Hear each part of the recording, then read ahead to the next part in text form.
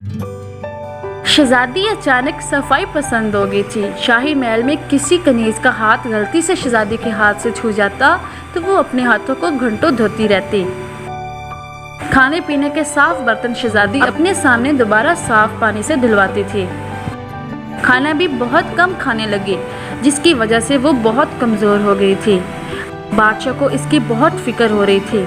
इसने शाही हकीमों से शहजादी का बहुत इलाज करवाया, मगर कोई हकीम भी शहजादी का मर्ज ना समझ सका।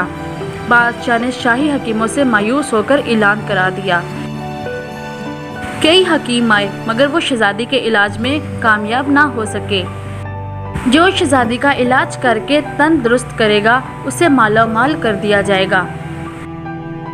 एक दिन एक बूढ़ा हकीम दरबार में हाजिर हुआ और उसने शहजादी के इलाज की ख्वाहिश जाहिर की। बादशाह ने इसे इजाज़त दे दी। हकीम साहब ने सबसे पहले वो नुस्खे मांगे जिनकी मदद से दवाइयाँ तैयार करके खिलाई गई थी। वो नुस्खे देखने के बाद हकीम साहब ने शहजादी की शाही महल में मालूमात के बारे में तफसील से पूछा। हकीम साहब ने शहजादी का तबी मुआयना किया और फिर बादशाह से कहा, शहजादी का इलाज हो जाएगा, लेकिन इलाज के लिए जो तरीका इख्तियार करूँगा मुझे इसकी आज़ादी होगी। बादशाह ने हामी भर ली और हकीम साहब के हुक्म पर शहजादी को बिठाकर इसके हाथ पांव रस्सी से बांध दिए गए। कमरे में बादशाह और अलावा एक कनीज भी मौजूद थी। वो हैरत से हकीम साहब को देख रहे थे कि ये शहजादी के इलाज करने का कौन सा तरीका है।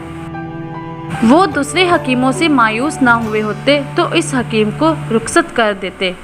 हकीम साहब ने दही मंगवाकर इसमें बेसन मिलाकर अमेज़ा बनाया और शहजादी के चेहरे पर लगाने का हुक्म दिया।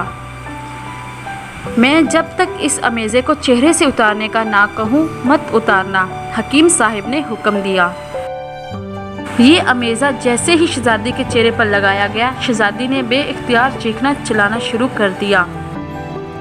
इसके बाद हकीम ने एक गिलास पानी मंगवाया और इसमें से 2 घूंट बादशाह सलामत को पीने को दिया। इसके बाद करीब खड़ी कनीज को इसमें से 2 घूंट पीने को कहा। फिर हकीम साहब ने बचा हुआ मशरूब शहजादी को पिलाना चाहा। शहजादी ने वो पानी पीने से इनकार कर दिया। हकीम साहब शहजादी को ज़बरदस्ती वो पानी पिलाने लगे। शहजादी ने इनकार कर दिया और सर हिलाती रही। लाख कोशिश की कि वो पानी ना पिए, लेकिन थोड़ा सा पानी इसे पीना ही पड़ा। पानी पीते ही शहजादी ने शोर करना शुरू कर दिया, अब मैं मर जाऊंगी, मैं अब मर जाऊंगी। ये कहते हुए शहजादी बेहोश हो गई। शहजादी की रस्सियां खोलकर इसे कमरे में पहुंचा दिया जाए, हकीम साहब ने कहा।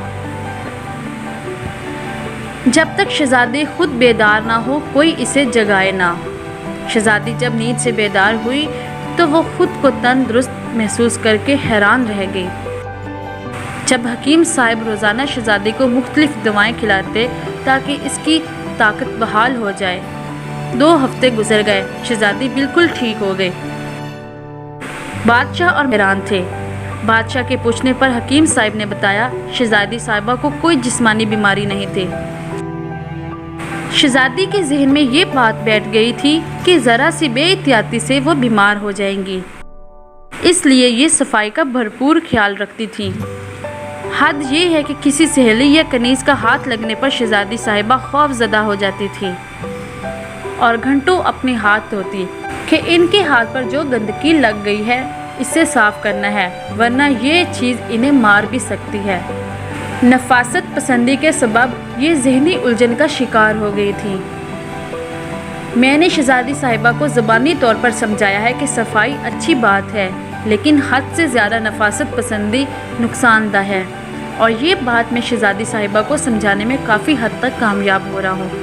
मैंने शहजादी साहिबा को ऐसी दवा दी है जिससे इन्हें तेज़ भूख लगेगी और वो खाना खाने पर मजबूर हो जाएंगी। अब शहजादी साहिबा ज़हनी तौर पर सेहतमंद हो गई हैं। हाथ छूने पर अब ये अपने हाथ नहीं धोती। बादशाह और हकीम साहिब के इस तरीका इलाज पर बहुत खुश हुए और इसलिए उन्होंने हकीम साहिब को माला माल कर दिया। और शाही हकीमों में शामिल कर लिया। तो प्यारे बच्चों, हमें सफाई पसंद ज़रूर होना चाहिए, लेकिन इतना नहीं कि ज़हनी उलझन का शिकार ना हो जाए। तो प्यारे बच्चों, हमारे चैनल को सब्सक्राइब करें और बेल आइकन को ज़रूर प्रेस करें ताकि हमारे हर वीडियो की नोटिफिकेशन आपको मिलती रहे।